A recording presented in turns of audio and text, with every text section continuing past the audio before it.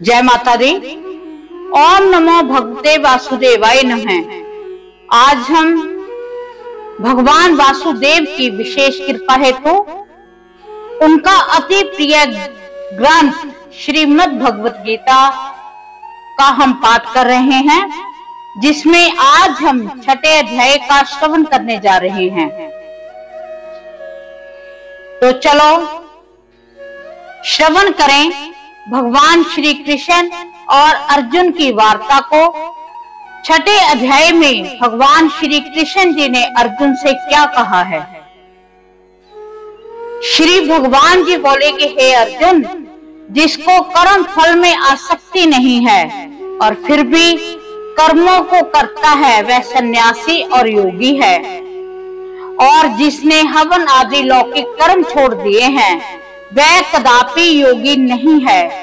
हे अर्जुन, जिसको सन्यासी कहते हैं उसी को कर्म योगी जानो, क्योंकि संकल्पों के त्याग किए बिना कोई भी योगी नहीं हो सकता।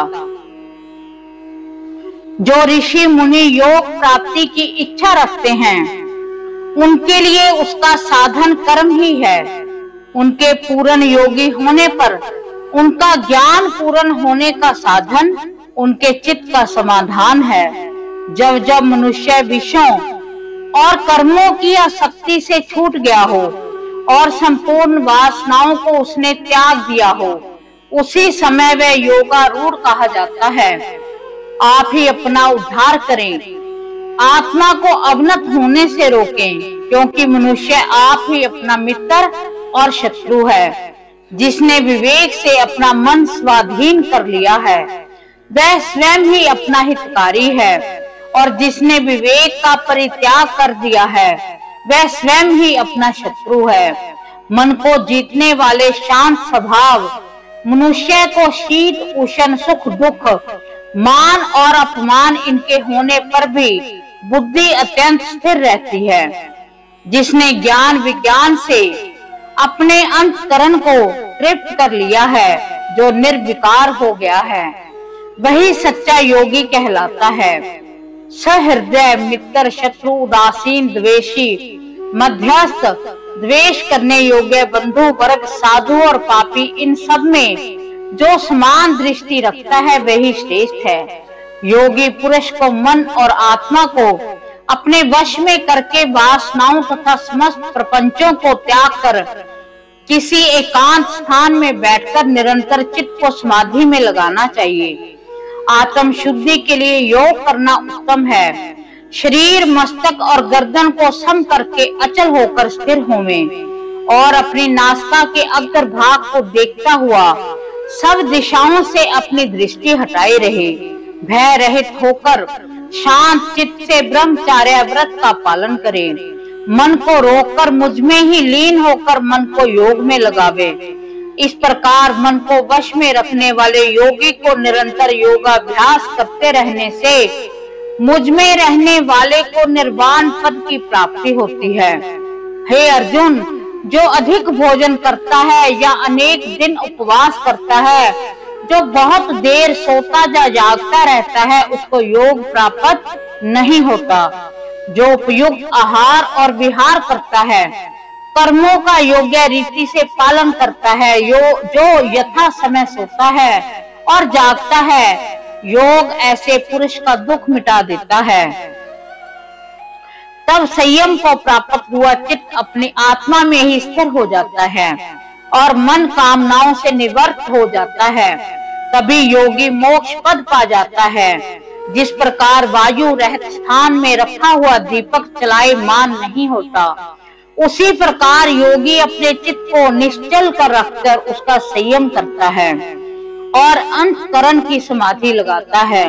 जिस अवस्था में योगाभ्यास के कारण चित्त का वेग रुककर विषयों से पृथक होने लगता है और जब शुद्ध अंतकरण से आत्मा को देखकर आत्मा में ही संतुष्ट होता है, जिस अवस्था में वह अत्यंत सुख जो इंद्रियों द्वारा जाना नहीं जा सकता वरन केवल बुद्धि से जाना जाता है, और जब वह योगी अनुभव करता है तब आत्म स्वरूप में स्थिर हो उससे विचलित नहीं होता।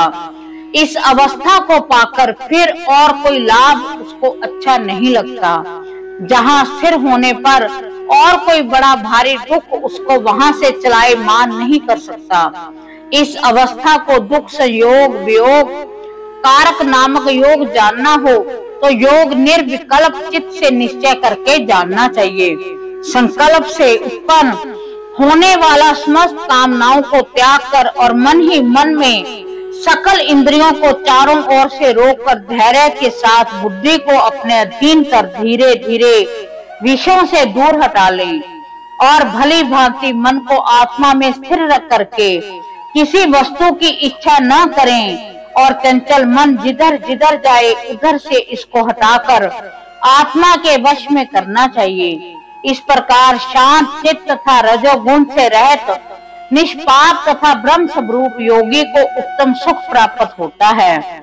इस रीति से निरंतर योगाभ्यास करने वाला योगी समस्त पापों से छूटकर सहज ही उस परम सुख को पा लेता है जो ब्रह्म के संयोग से प्राप्त होता है। जिसका मन योग में स्थिर हो गया है उसकी दृष्टि भी सर्वत्र समान हो जाती है और वह सब प्राणियों में अपने को और अपनों में सब प्राणियों को देखता है। जो सब प्राणियों में मुझको और मुझ में सब प्राणियों को देखता है, मैं उससे अलग नहीं रहता और मुझसे वह अलग नहीं रहते। जो अभेद भाव से रहता है, सब प्राणियों में स्थिर हो मेरा मनन करता है, वह योगी चाहे जिस अवस्था में रहे मुझ में मिल जाता है। हे अर्जुन, जो समस्त प्राणियों के दुख सुख को अपने ही दुख के समान समझता है और सबको समान देखता है, वही श्रेष्ठ योगी है। अर्जुन बोले कि हे मधुसूदन, आपने जो योग बताया कि सबको अपने ही समान देखो, सो मन के चंचल होने के कारण मैं उसको अपने में दृढ़ स्थिर नहीं देखता हूँ। हे श्री कृष्ण, यह चंचल मन बड़ा ही हठी पराक्रमी और दृढ़ है।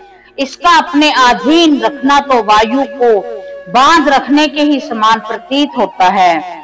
श्री कृष्ण भगवान ने कहा कि हे महाभाव, इसमें संदेह नहीं कि मन अति चंचल है और इसे वश में करना बड़ा कठिन है। तो भी हे कुंती पुत्र, अभ्यास और वैराग्य से इसे वश में किया जा सकता है।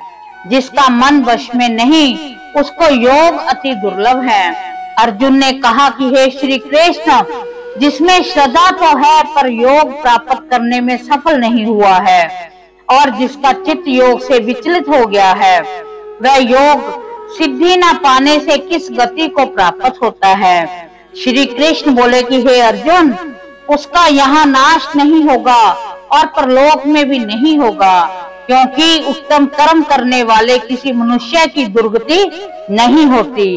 वह योग में असफल मनुष्य बहुत दिनों तक पुण्यवानों को प्राप्त होने वाले लोकों में वास करता है और फिर वहां से किसी पवित्र और धनवान मनुष्य के घर में जन्म लेता है। जो बड़े परिश्रम और यत्न से योगाभ्यास करता है, वह पापों से छूट मोक्ष को पाता है। बड़े तपस्वियों से योगी श्रेष्ठ है। जो शुद्ध होकर अनेक जन्मों से परिश्रम करके सफल होता है और ज्ञानियों से भी योगी श्रेष्ठ है। इसलिए हे अर्जुन, तुम योगी बनो, केवल मुझ में ही मन लगाकर। योग प्राप्ति के लिए जो मेरा भजन करता है, उसको समस्त योगियों में से मैंने अत्यंत श्रेष्ठ माना है। इस प्रकार श्रीमद् भगवत गीता के 6वें अध्याय का समापन हुआ। इसमें हमने श्रवण किया कि भगवान श्री कृष्ण ने योगी की क्या महिमा बताई है। असल में योगी कौन होते हैं, भगवान को इतने प्रिय कौन हैं। सारी वार्तालाप जो अर्जुन से उनकी चल रही है, बड़ी सुंदर वार्तालाप भगवान श्री कृष्ण की चल रही है। अगर हम अपने आज के जीवन में इन बातों को उतारते हैं तो हमारा जीवन भी सफल होगा। तो हम भगवान नारायण से, भगवान वासुदेव से प्रार्थना करते हैं कि अगर इस पाठ में हमसे कोई गलती हो गई है तो उसे वो क्षमा करें, अपनी विशेष कृपा हम पर बनाए रखें और उनका विशेष आशीर्वाद हमेशा हमारे सिर के ऊपर बना रहे। इसी के साथ जय माता दी और नमो नारायण।